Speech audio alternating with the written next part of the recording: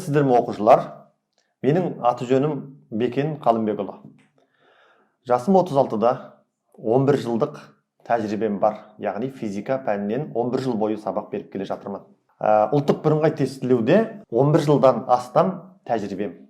11 жылдан асты. Мұғалім болардың алдында бастағанмын университет қабырғасында жүрген кезде. Содан бері ұлттық бірыңғай тестілеуге дайындап келе жатырмын.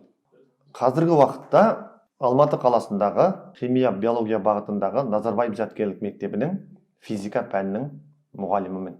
Яғни Назарбаев зияткерлік мектебінде жұмыс істегеніме міне 6 жыл болды.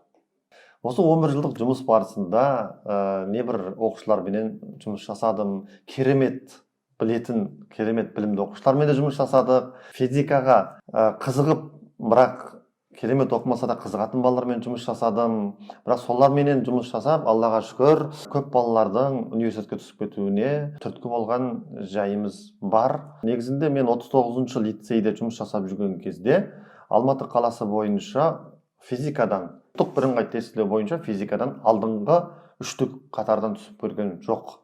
Демек, мен ойлаймын, сол жердегі біріншіден барлық физика кафедрасындағы мұғалімдердің еңбегі, және соның ішінде өзімде физика пәні мұғалім ретінде жұмыс жасағандықтан менің де оған үлкен үлесім бар деп есептеймін. Арасында мұғалімдер арасындағы олимпиадаға қатысып отырдым. Ол жерден де мұғалімдер арасында алған алғыс хаттарым, жүлделі орындарым болды. 2015 жылы мұғалімдер арасындағы олимпиададан 3-ші орын алған жерім бар. 2013 жылы мұғалімдер арасындағы олимпиададан 2-ші орын алған жерім бар.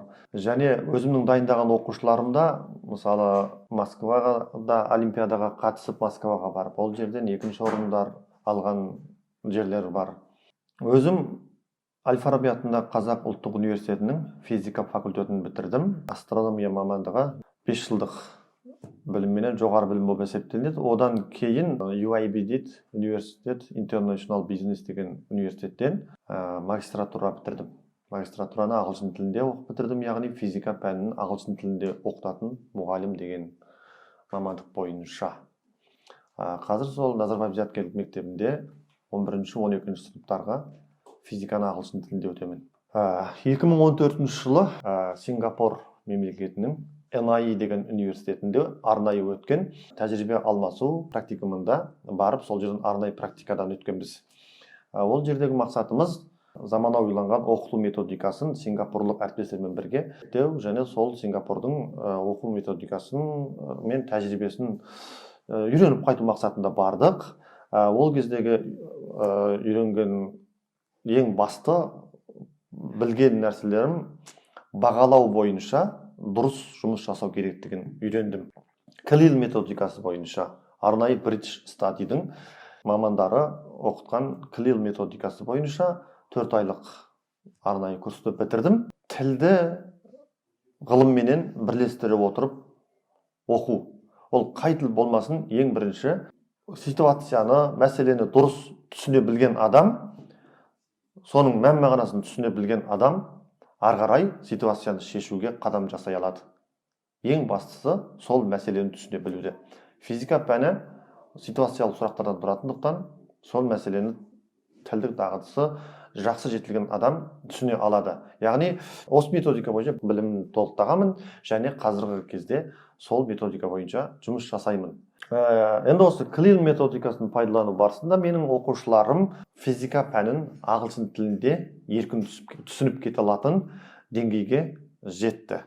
Яғни бұл ағылшын тілі халықаралық әлемдік тіл болғандықтан және ағылшындарда ғылым сол тілде болғандықтан, яғни сол тілдің өзінде ғылымды түсіне білу, басқа бір тілдің көмегі арқылы емес, тікелей сол тілдің өзінде түсіне білу бізде қазіргі замандағы уақыт ұтатын мәселе болып табылады. Әрине өзіңнің бұл деген сөз өзіңнің ұлттық тіліңді, қазақ тілінде ұмытып кет деген нәрсе емес. Біз жаһандануға ұлтымыз жұтылмай қарсы тұру үшін сол тілде ғылымды меңгеруге бейім тұруымыз керек.